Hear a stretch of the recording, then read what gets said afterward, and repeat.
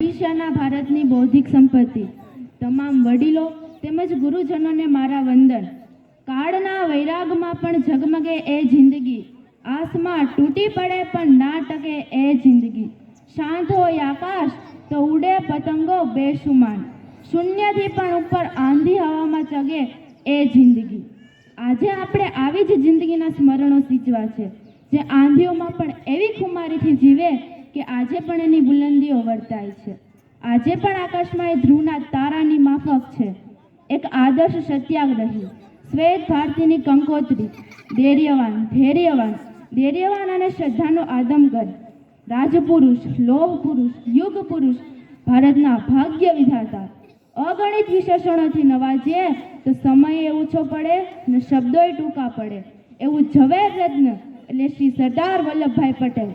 ગુજરાતનો ખેડા જિલ્લો એટલે ખમતીધરવાળો જિલ્લો, અને ખેડા જિલ્લાના કરમસદ ગામે પિતા ઝવેરભાઈ પટેલ અને માતા લાડબાઈનું ચોથું પુત્ર એટલે સરદાર શ્રી વલ્લભભાઈ પટેલ, જેમનું આ ધરતીને પાવન કરવા 31 ઓક્ટોબર 1875ના રોજ અવતરણ થયું। જન્મસ્થળ મોસાળ નડિયાદ, વતન કરમસદ। બાળપણ વિશે વિશેષ માહિતી પ્રાપ્ય ન હોય છતાં પણ એમના ઘણા કિસ્સાથી આપણે પરિચિત છીએ જ। બાળ વલ્લભ નાનપણથી જ ખોટું સહન કરી શકતા ન હતા। નેતરની સોટીથી માનનાર શિક્ષકની સામે હડતાલ પડાવનાર વલ્લભભાઈમાં નાનપણથી જ સત્ય માટેનો આગ્રહ અને નિડરતા હતી। ઈસવીસન 1917માં ગામ ગોધરા પ્રસંગ ગુજરાત પરિષદનું રાજકીય અધિવેશન આમંત્રિત તરીકે ઉપસ્થિત હતા બાળ ગંગાધર ટિળક અને મોહનદાસ કરમસદ। એમાં પણ વલ્લભભાઈને ગાંધીજી વિશે સંપૂર્ણ પ્રતીતિ થઈ ગઈ કે એક નોખી માટીના જ માણસ છે, જે ટિળકજીને પણ કહી શકે કે આપ અડધો કલાક મોડા આવ્યા તો સરાજ પણ અડધો કલાક મોડો જ આવશે। અને એ સમયે સ્વતંત્રતાના ઓળતા સજાવીને ઉભેલા વલ્લભભાઈના ફરીસોના શિખરો પરથી અક્ષરો લાવવા લાશ ફૂટી નીકળ્યો। એમનું અંતર હવે એમને વધુને વધુ ઊંચાઈએ ખેંચી રહ્યું હતું, અને એ સમયથી વલ્લભભાઈને સ્વતંત્રની ચળવળનો અવિરત લડાઈનો પ્રવાસ શરૂ થઈ ગયો। એ પછી તો રોલેટ એક્ટ સામે લડત, ગાંધીજીના પ્રતિબંધિત પુસ્તકોને સંબોધાય અને હિન્દ સ્વરાજનું જાહેર વેચાણ।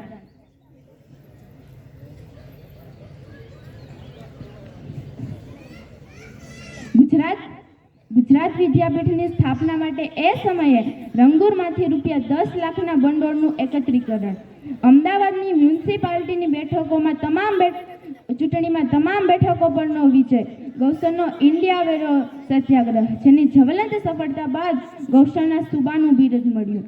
એવા તો કેટલાય કાર્યો અને અગણિત સત્યાગ્રહો અને દરેકની જ્વલંત સફળતા। 1917થી શરૂ થયેલી આ યાત્રા 1928માં એક મજબૂત સ્થિતિ હાસિલ કરી લાવી, અને સમગ્ર વિશ્વની જનતા જે ઘટનાની રજથી વાકેફ છે એ બારડોલી સત્યાગ્રહ।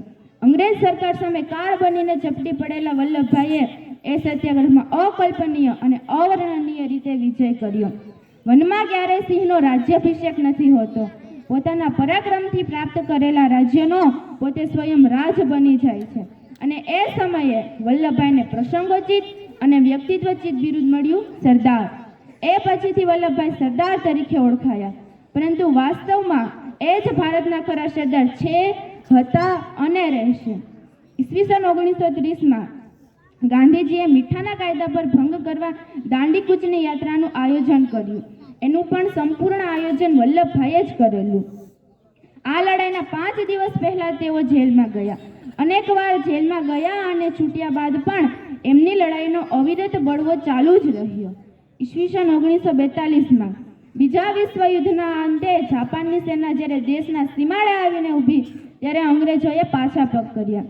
એ સમયે બ્રિટિશરોના દિલ દિમાગને ચૂર કરી નાખે એવું પોતાની લોકબોલીના લેખામાં કહ્યું કે આપણે 3 હટ વિશે સાંભળ્યું છે, સ્ત્રી હટ, બાળ હટ અને રાજહટ। આ અંગ્રેજોએ ચોથી હટ શરૂ કરી છે, પીછેહટ।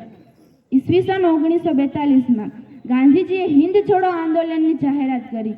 એ પહેલા જ વલ્લભભાઈએ અંગ્રેજોને ચોખ્ખા શબ્દોમાં જણાવી દીધેલું કે હવે તમે અમારું ભક્ષણ કરી શકશો નહીં, અમે અમારી જાનની બાજી લગાવીને પણ હવે અમારા રાષ્ટ્રનો બચત કરીશું। ઈસવીસન 1947માં માર્ચ લોર્ડ માઉન્ટબેટન ભારત આવ્યા અને 4 જૂન 1947ના રોજ એક અખબારી પરિષદમાં જાહેરાત કરી કે સત્તાની ફેરબદલીનો દિવસ 15મી ઓગસ્ટ 1947ના રોજ આવી શકે છે. અંતે એ દિવસ આવ્યો. દરેકે દરેક સ્વતંત્ર વીરની આંખ દિવસે કેટલી વર્ષી હશે જ્યારે ભારતનો તિરંગો પહેલીવાર સ્વતંત્ર ભારતમાં લહેરાયો હશે. કેટલાય દિવ્યાંગ આભાઓ આકાશમાંથી પોકારીને કહેતા હશે કે ઝંડા અજર સમર રહેજે, વનવેદ આકાશે છજે. અજબ થોડાસુ વ્યક્તિને એક જ નજરમાં પારખી લેવાની કુશળતા અને ઉજ્જવળ સંગઠન એ વલ્લભભાઈના લોખંડી વ્યક્તિત્વના પાસા હતા અને એમના થકી જ અંગ્રેજોનું ભારતને દેશી રજવાડાના મારફતે છિન્ન ભિન્ન કરવાનું ષડયંત્ર રફે દફે થઈ ગયું. માત્ર 2 જ વર્ષના ટૂંકા ગાળાની અંદર 565માંથી 562 દેશી રજવાડાઓને એક કર્યા બાદ સરદાર સાહેબે જે કડક નીતિ અપનાવી છે, લશ્કરી રાત્રે જૂનાગઢ અને હૈદરાબાદને ભારતીય સંઘમાં જોડી દઈ કાશ્મીર અને મીઠા પ્રશ્ને સરદાર સાહેબની સલાહ ન માનવાના માઠા પરિણામો ભારતની પ્રજાએ ભોગવ્યા છે. જ્યારે માત્ર 2 જ વર્ષના ટૂંકા ગાળાની અંદર સરદાર સાહેબે અખંડ ભારતની માંગને ચળકાટ કરી બતાવ્યો, ત્યારે માઉન્ટબેટને પણ કહેવું પડ્યું કે અમને એવું હતું કે ભારતને એક અખંડ રાષ્ટ્ર બનતા 15 વર્ષ જેટલો સમય લાગશે, પરંતુ સરદાર સાહેબે આ કાર્ય માત્ર 10થી 15 મહિનામાં જ કરી નાખ્યું. સરદાર સાહેબના વિશેષ જીવનમાંથી એક ગુણ પણ લેવાય તો પણ જીવન ધન્ય છે. પરંતુ અંતે 15 નવેમ્બર 1950ના રોજ સરદાર સાહેબને ઘણા સમયથી પીડિત પેટની તકલીફે અંતિમ તબક્કામાં પ્રવેશ કર્યો. માત્ર 1 જ મહિનાની ટૂંકી માંદગી બાદ જ્યારે સવારે 9:37 કલાકે 15 ડિસેમ્બર 1950ના રોજ સરદાર સાહેબે મહાપ્રણય કર્યું, ત્યારે સમગ્ર દેશના હૃદયમાંથી એક ચિનકાર છૂટી પડ્યો. અસુરોની ધારાએ હાહાકાર મચાવ્યો. વાયુમંડળે ચક્રવાત સર્જ્યો. પૃથ્વી પોતાના પુત્રને પોતાની તરફ ખેંચી લેવા કંપી ઉઠી અને પંચમહાભૂતના બનેલા આ સરદાર વલ્લભભાઈ પટેલ ફરીથી પંચમહાભૂતમાં ભળી ગયા. વંદે માતરમ.